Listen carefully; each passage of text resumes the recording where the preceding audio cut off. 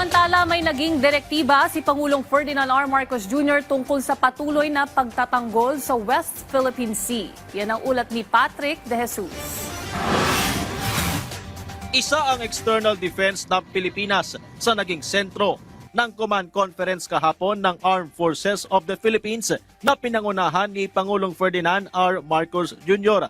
Bilin ng Commander-in-Chief, ipagpatuloy ang ginagawang pagpapatrolya sa West Philippine Sea at iba pang aktibidad para igiit ang karapatan ng bansa sa kabila ng pagdiriwang sa ika-10 taon ng arbitral victory ng Pilipinas. Batid ng Department of National Defense na may limitasyon ang legal processes, kaya't patuloy pa ring pinalalakas ang depensa ng bansa sa gitna ng iba't ibang harassment na ginagawa ng China. Not only the Philippines, several other countries, whether they have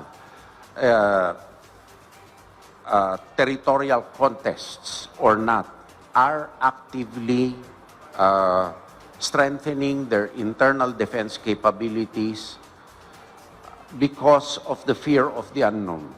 Ipinakita naman sa Pangulo ang plano para sa binubuong Space Force sa ilalim ng AFP at target maitatag sa 2028.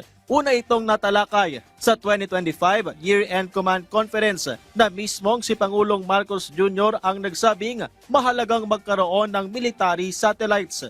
As early as now, ginagawa na natin yung unit. Anyway, meron naman na tayong mga services that we are tapping in order for us to be able to take advantage of space technology. Dalawang napaka-importanteng gamit ng space. Number one is ISR, yung eye in the sky, para nakikita natin yung nangyayari sa lupa at sa ating karagatan. And second is to connect all our systems. Samantala, hindi umano dapat China ang magdikta sa pagkakaroon ng common fishing ground sa Scarborough Shoal o Bajo de Masinloc.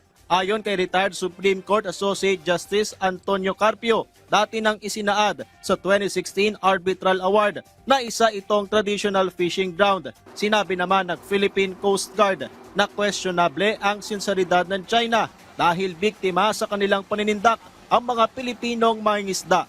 I've been suggesting we should go to the tribunal again and tell the tribunal na there can be no sustainable fishing if China will just decide to get all the fish by themselves. No, we cannot go there anymore even now to fish. Do we actually believe na merong sincerity pa ang Chinese government pagdating sa mga offer na ganito? Sila nagpapahirap sa mga Philippine Coast Guard and BFAR vessel every time we escort our Filipino fishermen. Patrick De Jesus para sa Bayan.